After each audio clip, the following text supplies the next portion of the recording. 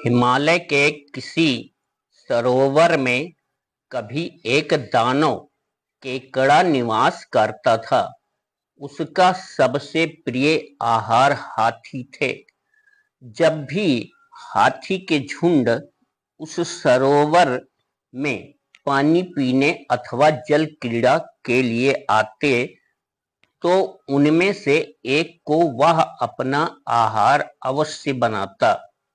चूंकि हाथी समूह के लिए उस वन में जल का कोई अन्य स्रोत नहीं था, अतः गजराज ने अपनी गर्भिणी हथिनियों को दूर किसी प्रदेश में भेज दिया, जिससे कि कहीं गलती से वह हथिनी उस दानव केकड़े का ग्रास न बन जाएं। कुछ ही महीनों के बाद हथिनी ने एक सुंदर और बलिष्ठ हाथी को जन्म दिया। जब वह बड़ा हुआ तो उसने अपने पिता का ठिकाना पूछा और यह भी जानना चाहा कि आखिर उसे इतने दिनों तक पिता का वियोग क्यों मिला था।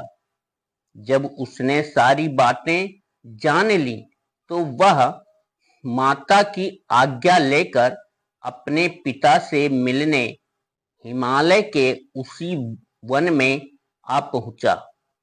फिर उसने पिता को प्रणाम कर अपना परिचय देते हुए उस दानव केकड़े को मारने की इच्छा व्यक्त की और इस महान कार्य के लिए पिता की आज्ञा और आशीर्वचन मांगे।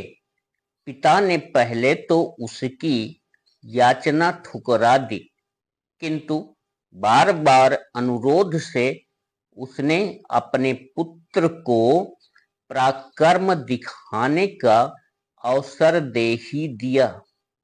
पुत्र ने अपनी सेना तैयार की और अपने शत्रु की सारी गतिविधियों का पता लगाया।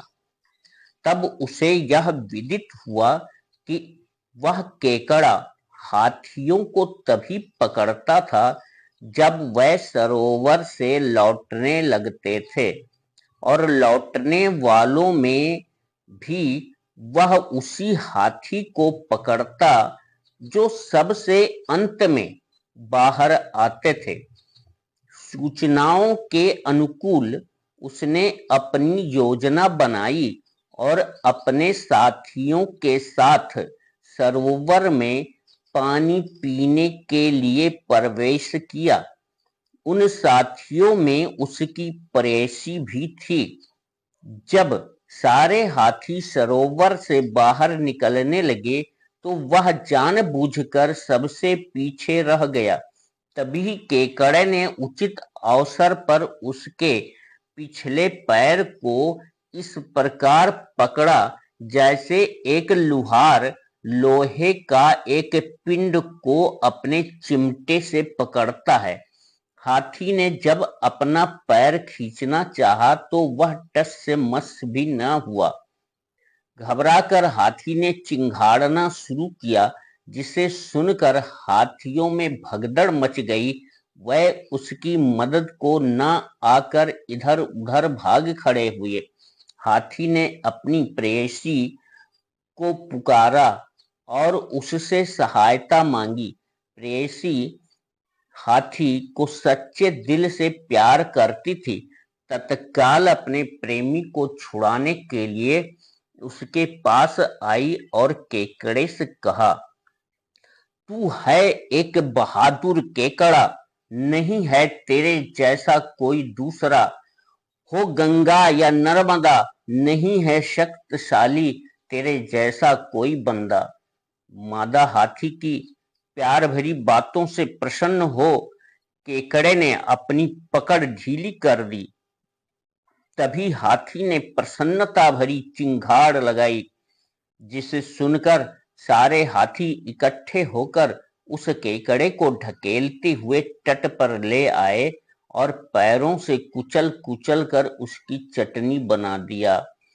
तो कहानी सुनने के लिए आप सबको बहुत बहुत धन्यवाद है। Please like, share and subscribe my channel Story King RK. Thank you.